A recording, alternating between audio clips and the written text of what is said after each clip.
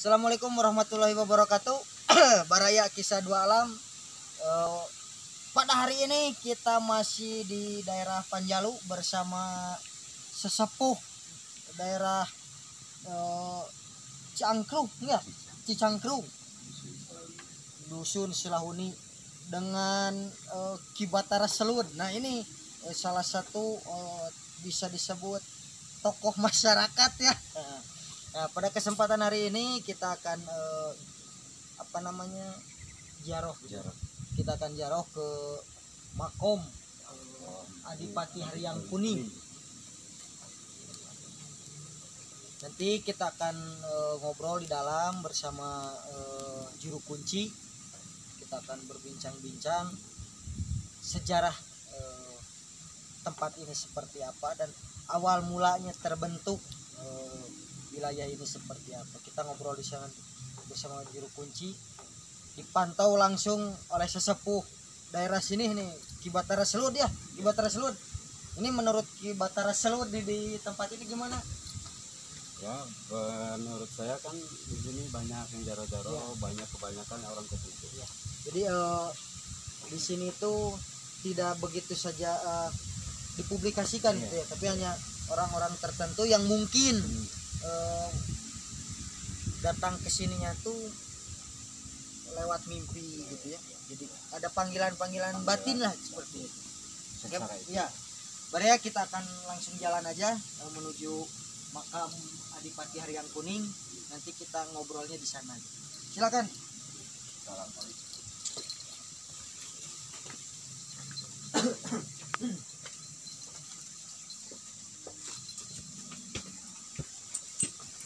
Nah, Baraya makamnya ada di atas sana.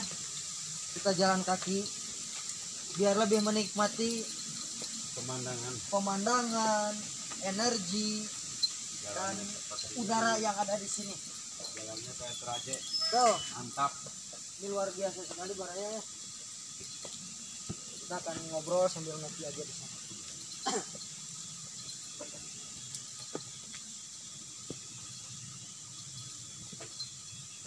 Dan menurut kabar juga ini juru kunci di sini adalah juru kunci keturunan ketiga ya Ki ya. Iya.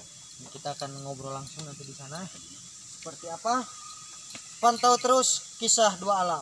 Mantap.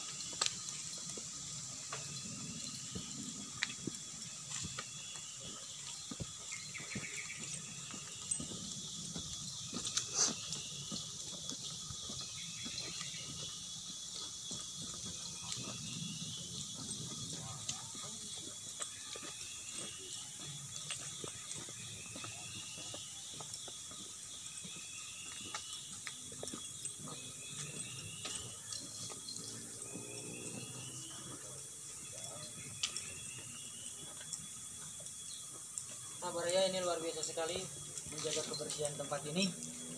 Tempat ini bisa disebut tempat membersihkan diri lah dari kotoran.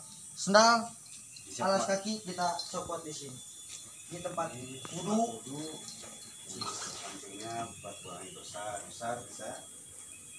Jadi kita ke sana full. Terus kalau dari sini udah ambil wudhu langsung jalan. Tuh pintunya kunci ya.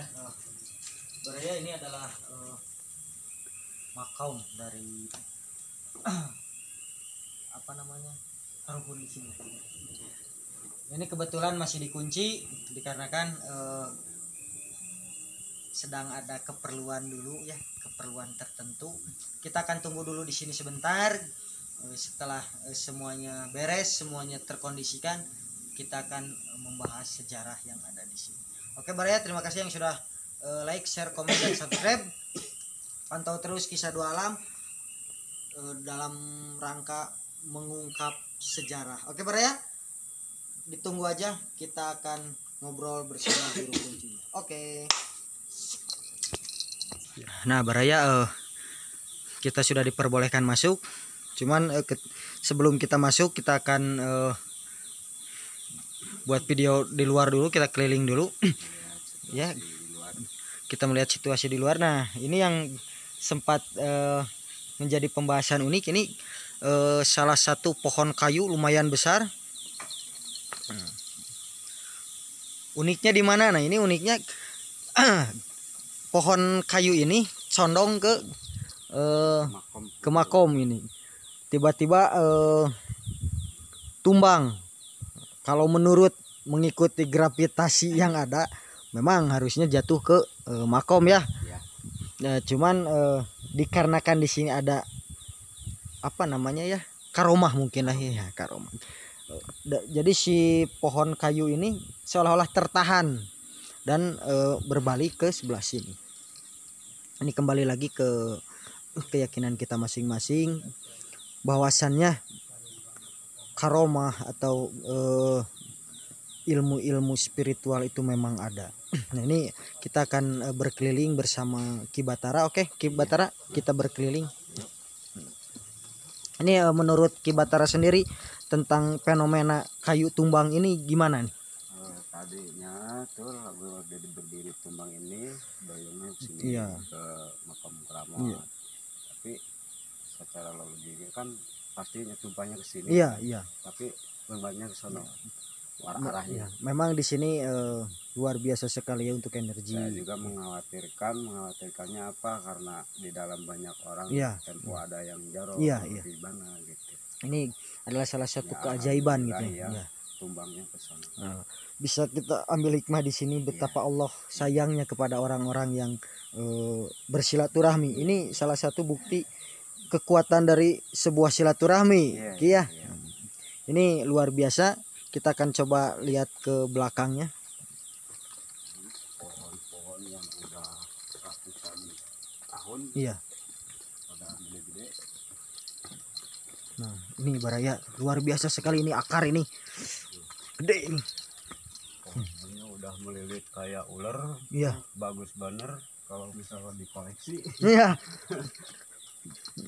Luar biasa. Ini Pak.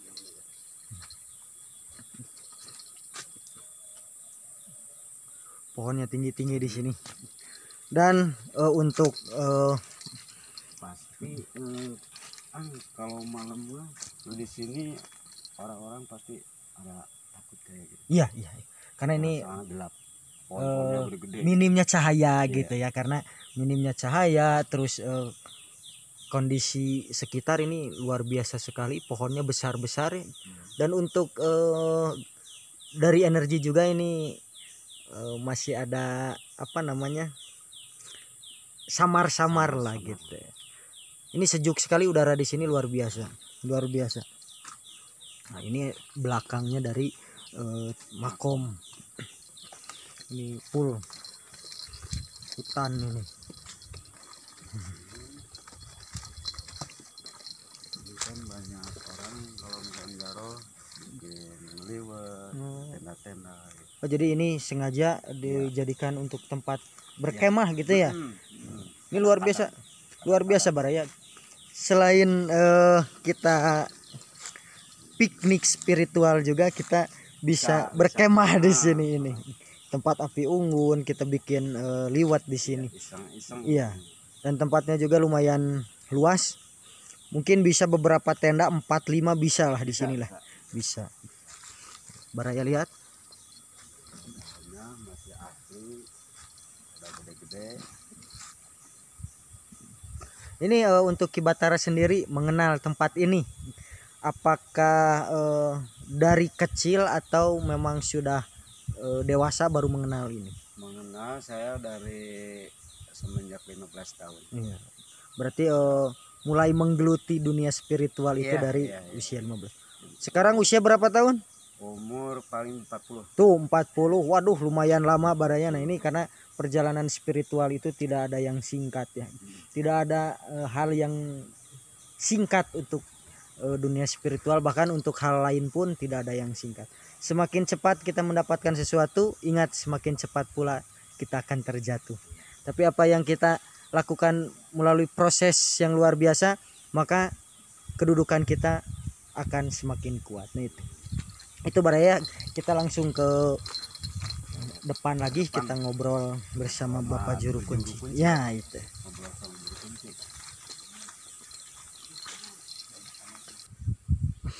Assalamualaikum. Assalamualaikum. Nah, Baraya, kita sudah di dalam. Cuman menurut juru kunci kita akan ngobrol di bawah di sana. Nah, ini untuk kenyamanan mungkin ya, karena untuk ngobrol di sini agak gimana ya? Ini tempat lumayan sakral, ini sakral banget ini. Jadi kita larinya menghargai ya Kislu dia. Nah, jadi kita akan vlog dulu yang di dalam, sekilas aja Ki ya. Nanti kita lanjut ngobrol di bawah. Silakan Ki. Ini ditutup. Assalamualaikum.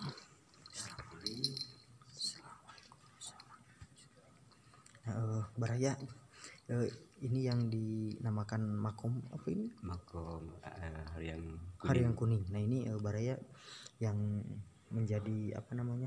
Kunci di sini tuh ini makom Harian Kuning. Ini sangat dilestarikan. Bahkan di malam-malam tertentu sering ada tamu atau jamaah yang kesini, yang jaroh ke sini, hanya mencari barokah mungkin lah ya. Ini lumayan besar juga. Assalamualaikum.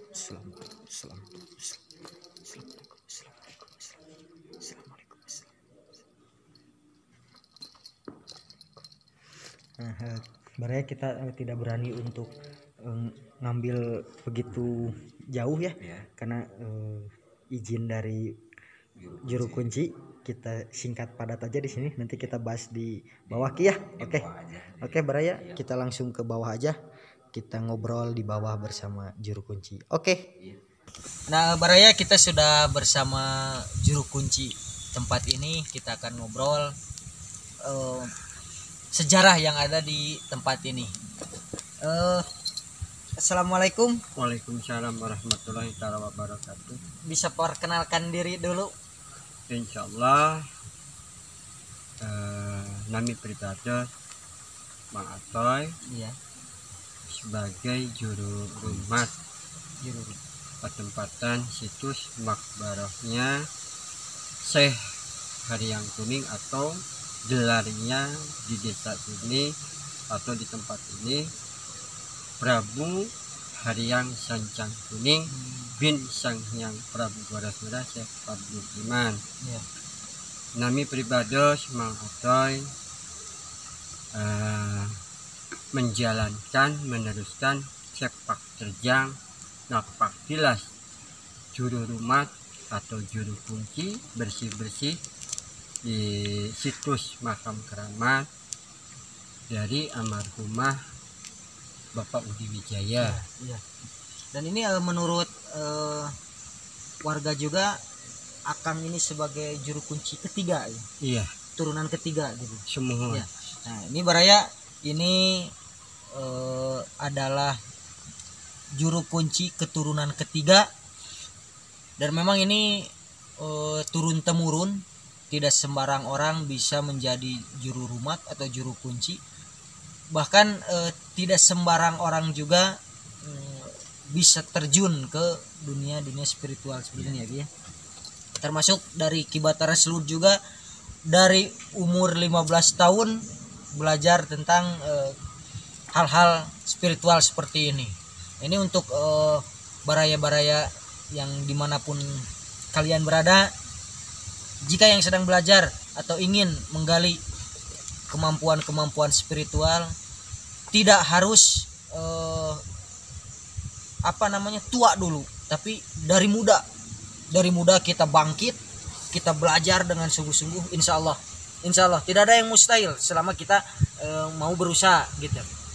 Nah ini kembali lagi ke topik pembicaraan, Kang, di tempat ini tuh istimewanya apa? Maksudnya istimewa itu? Jadi dalam artian sejarah yang dikuatkan di sini tuh apa? Kalau sejarah yang dikuatkan di sini, jadi segi budaya, dari segi budaya atau khas keterampilannya, atau budaya istilahnya adab perjalanan asli keturunan Panjalu. Jadi ini untuk yang di Makom ini keturunan keberapa mungkin? Kalau dari baban Soko Raja terakhir kersanya Prabu Boroswara Syekh Abdul Iman itu kan Soko Raja terakhir. Iya, iya.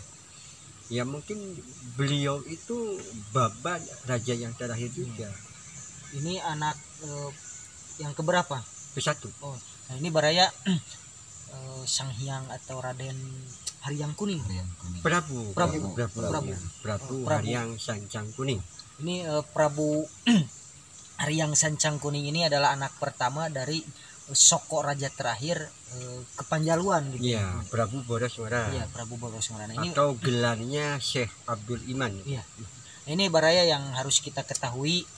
Jadi memang di Panjalu ini kaya akan sejarah, kaya akan mitos-mitos atau situs-situs lah. Kita jangan hanya tahu dari mulut ke mulut. Saya juga di sini tidak akan terlalu panjang lebar.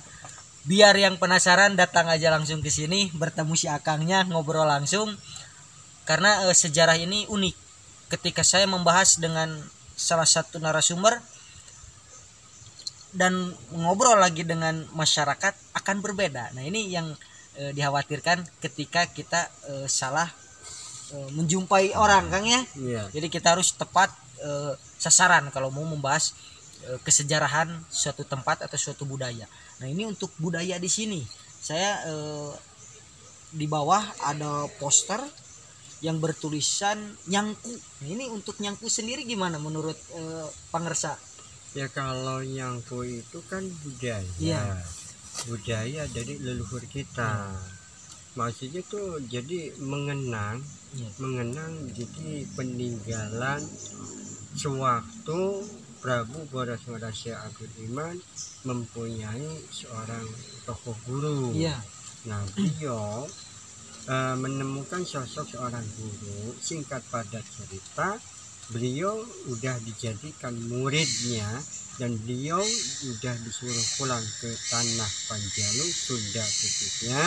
Nah, beliau tuh diberi cindramata. Cindramata itu sebuah pusaka, yaitu pedang Dzulfikar. Iya. Nah, budaya itu setahun sekali jatuhnya di bulan Maulud. Tanggalnya tanggal ujung atau tanggal 24, harinya hari Senin. Itu budayanya itu mengubah atau menyucikan benda pusaka di hari Senin itu. Jadi istilahnya buat mengenang. Buat mengenang, jadi artinya bukan memuja atau memusti, cuman istilahnya mengenang, bahkan kita punya karuhun yang menyebarkan keislaman. Nah, yang ditinggalkan beliau itu ya benda pusaka atau petilasan-petilasannya. Nah, dari segi adat cakra Nyangku itu pakai budayanya budaya Buhun. Gitu. Ya mungkin segitu lah.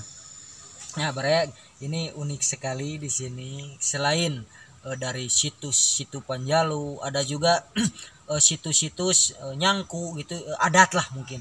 Adat Nyangku ini menurut si Akang nih adalah satu cara atau satu acara untuk namanya cara kita berterima kasih mungkin atas perjuangan para leluhur menyebarkan agama di tempat ini.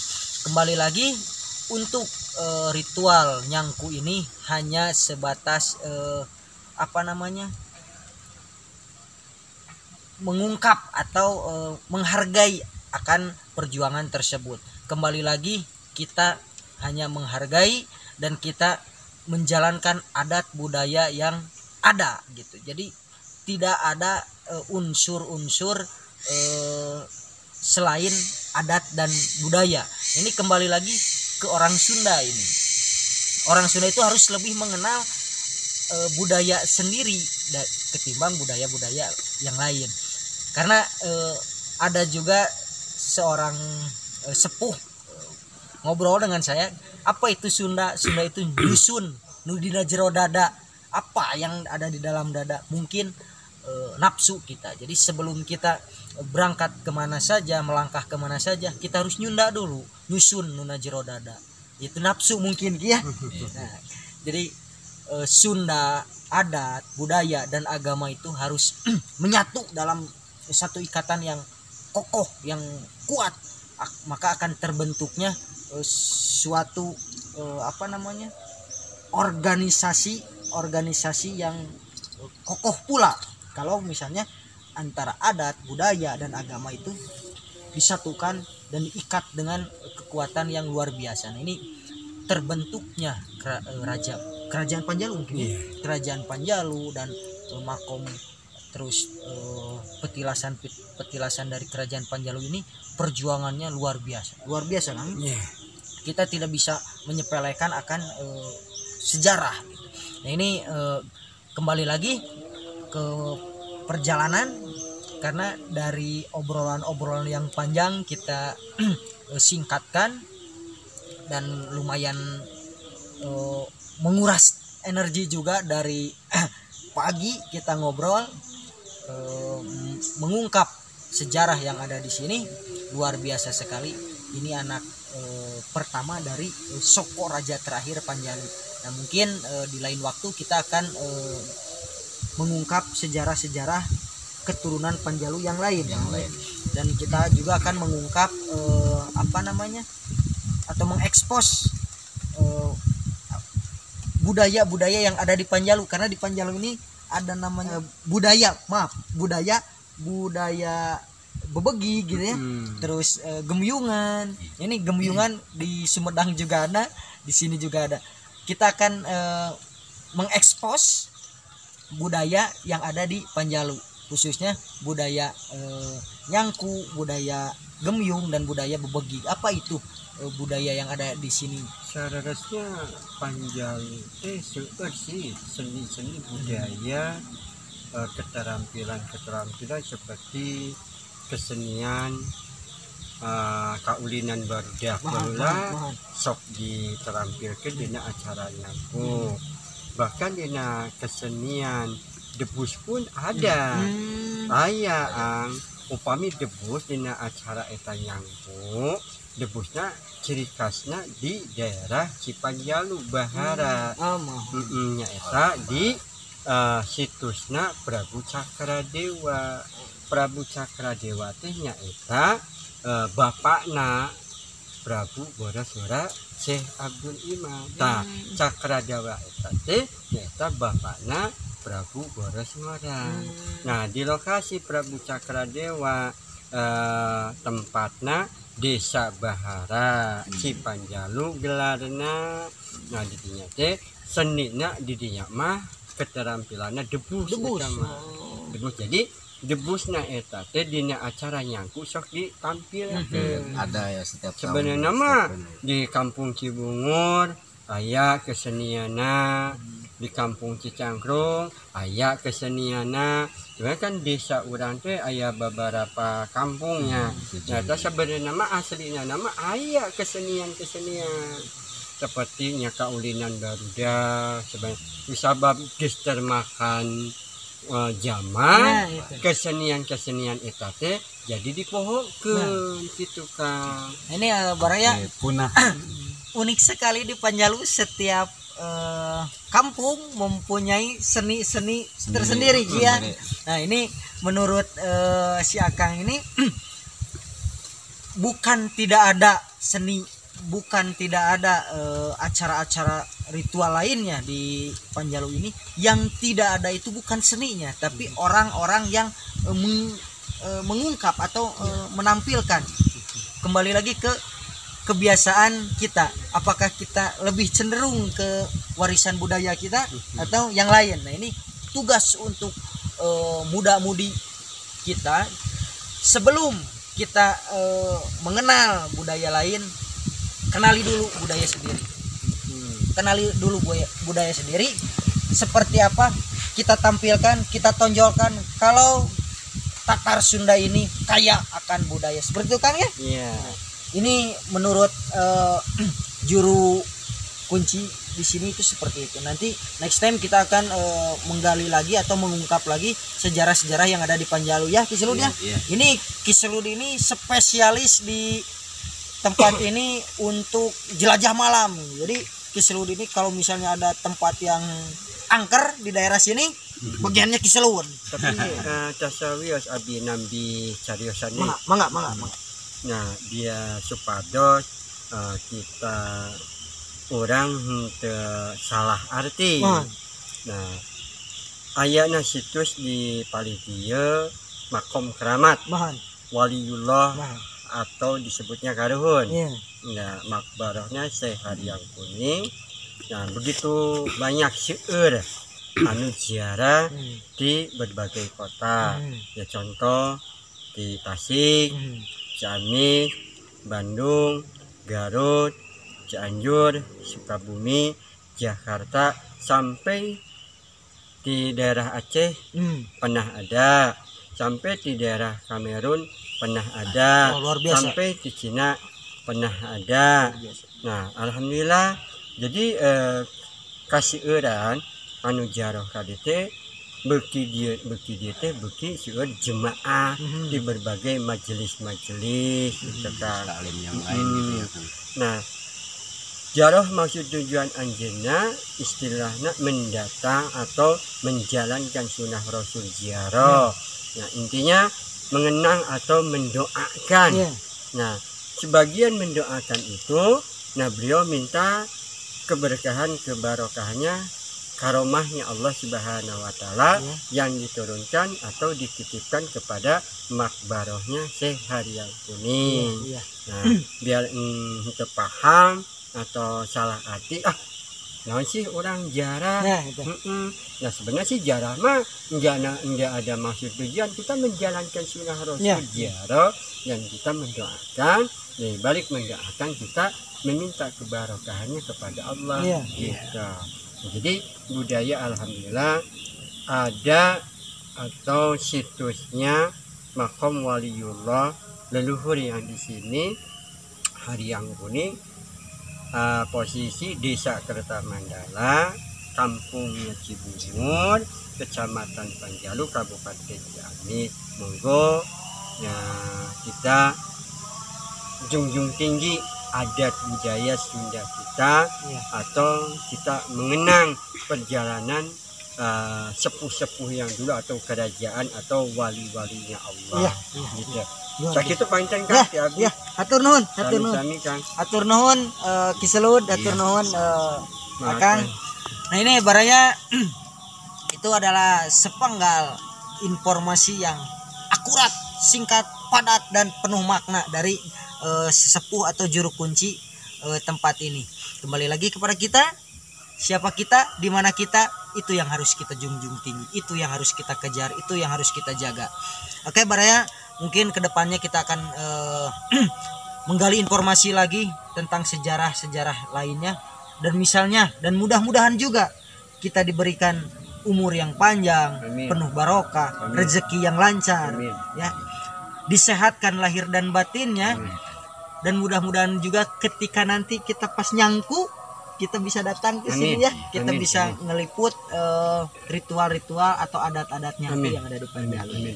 Nah, kembali lagi baraya, nanti saya akan tulis di deskripsi untuk info lebih lanjutnya tentang situs-situs Panjalu di deskripsi, dan langsung kontak juru kunci yang ada di sini. Ingat, untuk petualangan malam Panjalu ini ahlinya Batara Selud. Ini penjelajah malam ini. Kita ke sejarah baru ke si Akang ini. Oke, terima kasih Kang. Terima kasih Ki. Sami-sami. Oke baraya, dicukupkan sekian dari saya. Semoga bermanfaat untuk kita semua. Amin. Terima kasih. Wabillahi taufiq wal hidayah. Assalamualaikum warahmatullahi wabarakatuh. Salam Ki Sunda. Assalamualaikum.